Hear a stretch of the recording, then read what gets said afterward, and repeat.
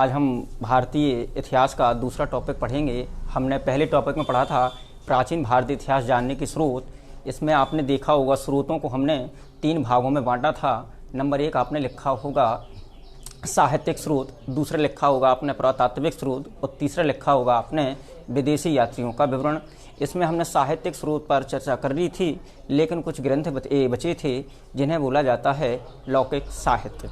यदि हम लौकिक साहित्य की बात करेंगे तो इसमें कुछ पुस्तकों के नाम आते हैं, जैसे कि कौटिल्य का अर्थशास्त्र।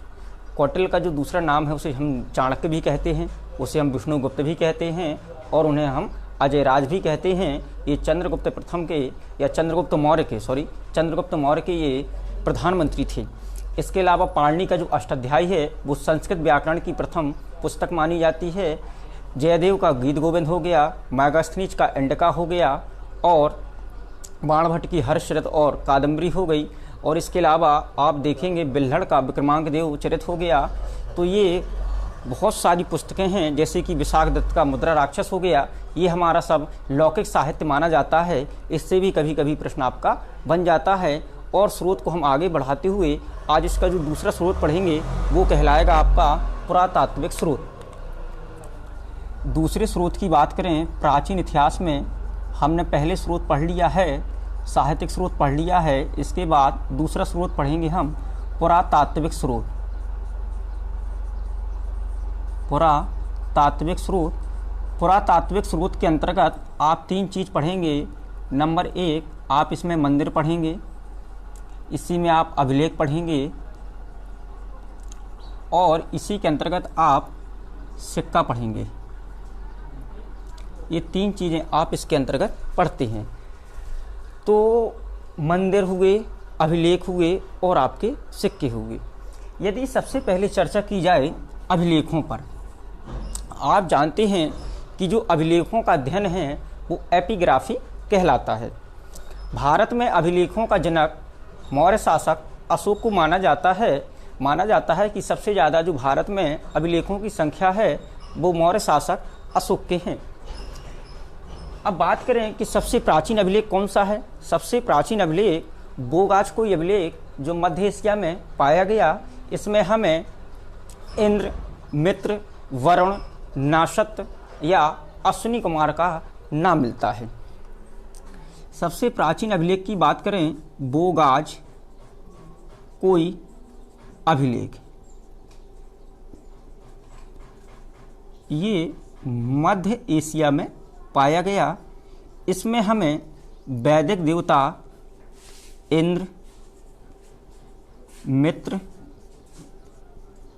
वरुण, नाशत, इन्हीं का जो दूसरा नाम है वो अश्विनी कुमार कहलाता है।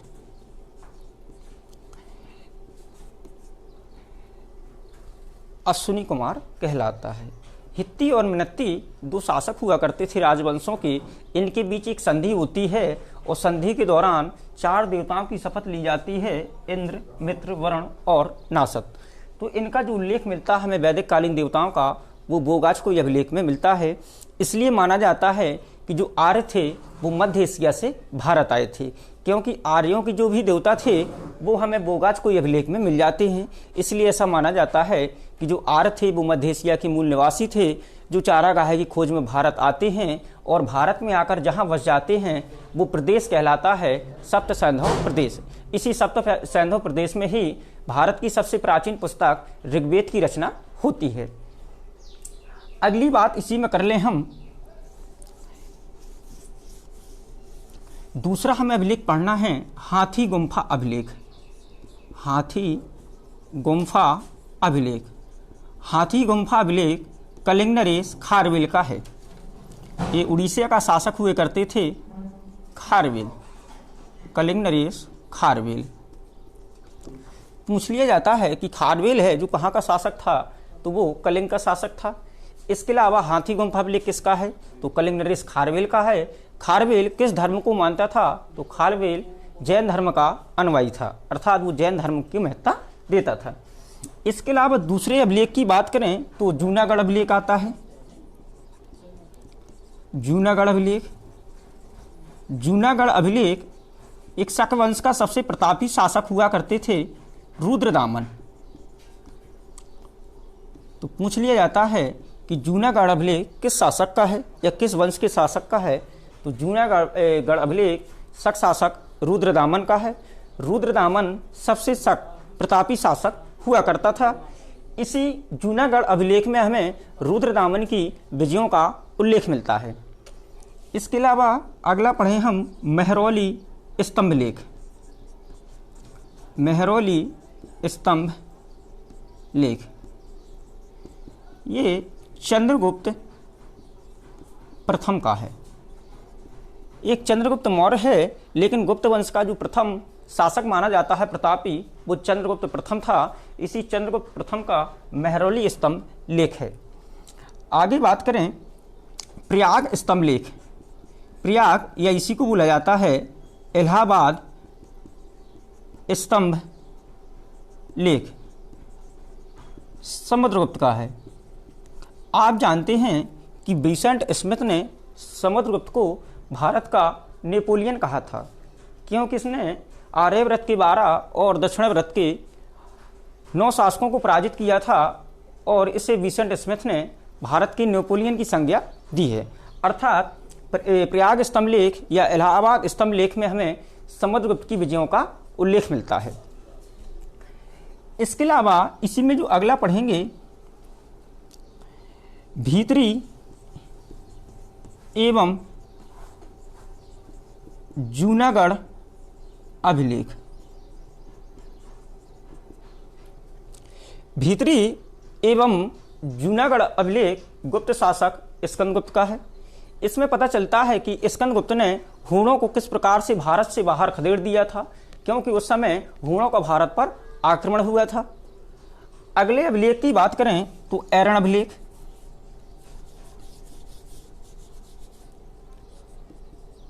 ऐरण अभिलेख ये गुप्त वंश का जो प्रतापी शासक था अगला, वो भानुगुप्त है। ऐरण अभिलेख से हमें सबसे पहले सती प्रथा की जानकारी प्राप्त होती है। ऐसा माना जाता है कि भारत में भानुगुप्त के शासनकाल में सती प्रथा विद्यमान थी और इसका जो पहला हमें साक्ष्य मिलता है वो हमें ऐरण अभिलेख से ही मिलता है। अगले अभिलेख की बात करें ऐहोल अभिलेख।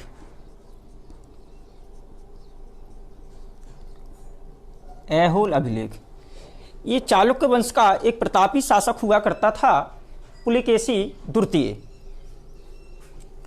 ये पुलिकेशी द्वितीय का अभिलेख है। इसमें हमें पता चलता है कि पुलिकेशी द्वितीय और वर्धन वंश का जो सबसे प्रतापी और अंतिम शासक था हर्षवर्धन, इन दोनों के मध्य युद्ध होता है, जिसमें पुलिकेशी द्वितीय हर्षवर्धन को नर्मदा नदी के किनारे पराजित कर देता है। तो इसकी जानकारी हमें ऐहोल अभिलेख में मिलती है। तो इतना हमें अभिलेखों को पढ़ना पड़ता है। अभिलेख के बाद आते हैं आपके मंदिर। यदि हम मंदिरों पर चर्चा करेंगे तो इसमें प्रश्न बनता है कि भाई बताइए उत्तर भारत के मंदिर किस शैली के बने होते थे, दक्षिण भारत के मंदिर किस शैली के बने होते थे और आपके बेसर शैली क्या है। उत्तर भारत के मंदिर नागर शैली के बने हुआ करते थे तथा दक्षिण भारत के जो मंदिर थे वो द्रविड़ शैली के हुआ करते थे। नागर शैली और द्रविड़ शैली को मिलाकर एक नई शैली बनी जिसे बोला जाता था वेसर शैली। वेसर शैली के मंदिर हमें दक्षिणापथ में मिलते थे। अब अगले पॉइंट की बात करें हम, जो तीसरा इसका स्रोत माना जाता है इसी के अंतर्गत, वो है आपके सिक्के। भारत में जो सिक्के का प्रचलन है वो लगभग 6ठी शताब्दी ईसा पूर्व आया था। सिक्कों का अध्ययन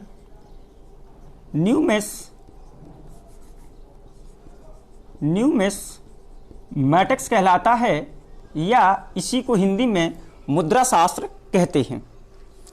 भारत की प्राचीनतम सिक्कों को आहत सिक्का कहा जाता है। आहत और पंचमार्क भी कहा जाता है क्योंकि ये ठप्पे मारकर बनाए जाते थे। अर्थात इन सिक्कों पर सूर्य हुआ, चंद्रमा हुआ, पेड़ पौधे हुए, इनके चित्र बने होते थे, 5 आकृतियां बनी होती थी, इसलिए हम इसे पंचमार्क भी कहते थे तथा साहित्य में इसे हम आहत के नाम से भी जानते थे। इसके अलावा इसके कई नाम होते हैं, करसापण, शतमान, ये भी सिक्कों के ही नाम हैं।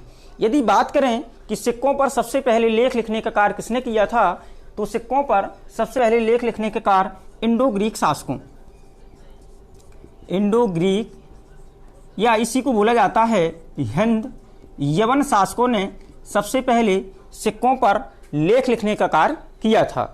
इसके अलावा हिंद यवन शासक ने ही सबसे पहले सोने के सिक्के चलाए थे। यदि बात करें कि सबसे पहले सोने के सिक्के चलाने वाले शासक कौन थे, तो हिंद यवन शासक थे तथा सिक्कों पर लेख लिखने का कार्य भी सर्वप्रथम हिंद यवन शासकों ने ही किया था। इसके अलावा कुषाण शासकों ने शुद्ध सोने के सिक्के चलाए थे। अभी आप आगे चलकर कुषाण वंश पढ़ेंगे तो इसी में आप पढ़ेंगे कि कुषाण शासकों ने, यदि बात कर दे कि शुद्ध सोने के सिक्के किसने चलाए थे, तो ये कुषाण शासकों ने ही चलाए थे। सबसे पहले किसने चलाए थे? इंडो ग्रीक शासकों ने। शुद्ध सोने के सिक्के किसने चलाए? कुषाण वंश के शासकों ने। इसके अलावा कह दिया जाए कि भारी मात्रा में तांबे के सिक्के किसने चलाए, तो भारी मात्रा में जो तांबे के सिक्के हैं वो कुषाण वंश के शासकों ने ही चलाए थे। इसके अलावा कह दिया जाए कि भारी मात्रा में सोने के सिक्के किसने चलाए भारत में, तब आपका आता है गुप्त वंश के शासकों ने भारी मात्रा में सोने के सिक्के चलाए थे, क्योंकि गुप्त काल भारत का सबसे ज़्यादा स्वर्ण काल कहलाता है। इसके अलावा गुप्त काल में सोने के सिक्के को दीनार तथा चांदी के सिक्के को रुपया कहते हैं। इन सिक्कों से भी हमें प्राचीन भारतीय इतिहास जानने का एक महत्वपूर्ण नजरिया देखने को मिल जाता है, क्योंकि जहां पर सिक्के सोने के चल रहे हैं ऐसा माना जाता था कि वो क्षेत्र सक्षम है, वहां की आमदनी ज़्यादा है। आगे इसी श्रृंखला को हम आगे बढ़ाते हुए इसका प्राचीन भारतीय इतिहास के स्रोत में आगे चर्चा करते हुए हम तीसरा इसका टॉपिक पढ़ेंगे, विदेशी यात्रियों का विवरण। हमने दो स्रोत पढ़ लिए हैं, नंबर 1 साहित्यिक स्रोत और दूसरा स्रोत पढ़ लिया हमने पुरातात्विक स्रोत। तीसरे स्रोत की बात करें तो इसमें विदेशी यात्रियों के विवरण में पहला हम पढ़ते हैं यूनानी यात्री। इसके अलावा दूसरा पढ़ेंगे हम चीनी यात्री और तीसरा पढ़ेंगे हम अरबी यात्री, या इसी में तुर्की यात्री भी पढ़ सकते हैं। अरबी यात्री या मुस्लिम यात्री भी कह सकते हैं। तो इन तीनों में हमें केवल 4 यात्रियों को पढ़ना है। इस यूनानी यात्रियों में आपको केवल पढ़ना है मेगास्थनीज को। ये मेगास्थनीज आप जानते हैं मकदूनिया का एक शासक हुआ करता था सिकंदर। सिकंदर की जब 323 बीसी में मृत्यु हो जाती है तो सिकंदर की मृत्यु के बाद उसका जो उत्तराधिकारी बनता है वो सेल्यूकस निकेटर बनता है। सेल्यूकस निकेटर अपने राजा की प्रतिज्ञा पूरा करने के लिए वो भारत आता है, अर्थात सिकंदर जब भारत विजय अभियान पर था तो वो भारत जीतकर नहीं जाता है, उसी की इच्छा पूरी करने के लिए वो भारत आता है। लेकिन उस समय भारत पर चंद्रगुप्त मौर्य का शासन आ गया था, तो चंद्रगुप्त मौर्य और सेल्यूकस निकेटर के मध्य युद्ध होता है। युद्ध हो जाने के बाद आपस में दोनों के बीच संधि होती है। संधि हो जाने के बाद सेल्यूकस निकेटर अपनी पुत्री हेलेना का विवाह चंद्रगुप्त मौर्य से कर देता है और बदले में सेल्यूकस निकेटर चंद्रगुप्त मौर्य को 4 प्रांत भी देता है। बदले में चंद्रगुप्त मौर्य सेल्यूकस निकेटर को 500 हाथी भी दान कर देता है। तो जो सेल्यूकस निकेटर की पुत्री थी उसका विवाह चंद्रगुप्त मौर्य से हो जाता है। उसी की देखभाल के लिए सेल्यूकस निकेटर अपना राजदूत जिसका नाम था मेगास्थनीज चंद्रगुप्त मौर्य के दरबार में भेजता है। तो ये पूछ लिया जाता है कि मेगास्थनीज किसके शासनकाल में भारत आया था, तो ये चंद्रगुप्त मौर्य के शासनकाल में भारत आया था। मेगास्थनीज किसका राजदूत था, तो सेल्यूकस निकेटर का ये राजदूत था। इसकी पुस्तक बहुत पूछी जाती है कि भाई बताइए इंडिका नामक पुस्तक किसकी है, तो ये मेगास्थनीज की है। मेगास्थनीज की इंडिका नामक पुस्तक में हमें मौर्यकालीन समाज, सामाजिक जीवन, आर्थिक जीवन तथा धार्मिक जीवन की जानकारी प्राप्त होती है। इससे हमें ये भी पता चलता है कि मेगास्थनीज ने भारतीय समाज को 7 भागों में बांट दिया था।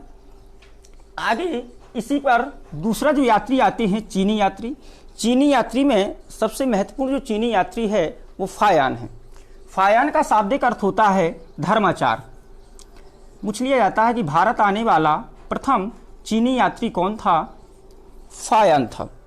फायान का जो शाब्दिक अर्थ है वो धर्माचार होता है। फायान भारत में शिक्षा प्राप्त करने के लिए आया था। इसने बौद्ध धर्म की शिक्षा ली और 16 वर्षों तक ही रहा और इसके बाद अपने देश लौट गया। अगला चीनी यात्री महत्वपूर्ण है, जिसे आप जानते हैं हेन सांग। हेन सांग का जो दूसरा नाम है युआन स्वांग के नाम से भी जाना जाता है। इसने एक पुस्तक लिखी CU की। इसमें हमें लगभग 138 देशों का जिक्र मिलता है। हेन सांग हर्षवर्धन के शासनकाल में भारत आया था। हर्षवर्धन के शासनकाल में भारत आया था। जब भारत में 5वीं बौद्ध संगीति का आयोजन हर्षवर्धन के शासनकाल में कन्नौज में किया जा रहा था, तो 5वीं बौद्ध संगीति का जो अध्यक्ष बनाया था वो हमने हेन सांग को ही बनाया था। इसके अलावा यदि मुस्लिम यात्रियों की बात करें तो मुस्लिम यात्रियों में सबसे जो प्रसिद्ध है वो अल-बरूनी है। अल-बरूनी महमूद गजनबी के साथ भारत आता है। महमूद गजनबी भारत में युद्ध करता है और चला जाता है, लेकिन अल-बरूनी यहीं पर रहने लगता है। तो अल-बरूनी से प्रश्न बनता है कि अल-बरूनी किसके साथ भारत आया था? तो ये महमूद गजनबी के साथ भारत आया था। इसने एक पुस्तक लिखी थी किताब उल हिंद, या इसका दूसरा नाम है तहकीक ए हिंद, अर्थात भारत की खोज। पुराणों का अध्ययन करने वाला जो प्रथम मुसलमान था वो अल-बरूनी था। अर्थात अल-बरूनी ने भारतीय ग्रंथों को पढ़ा और इसने समझा कि इसमें कितनी गहराई है, और इसने ये भी बताया कि भारत में जो ज्योतिष का ज्ञान है वो निपुण है। अर्थात भारत ने जो ज्योतिष का ज्ञान लिया था वो हमने यूनानियों से सीखा था। इसके अलावा बस इनका शासनकाल आता है कि भाई बताइए मैगस्थनीज किसके शासनकाल में आया? तो चंद्रगुप्त मौर्य के शासनकाल में। फायान किसके शासनकाल में भारत आया? तो चंद्रगुप्त द्वितीय या चंद्रगुप्त विक्रमादित्य के शासनकाल में भारत आया। हेन सांग किसके शासनकाल में भारत आया? तो ये हर्षवर्धन के शासनकाल में भारत आया।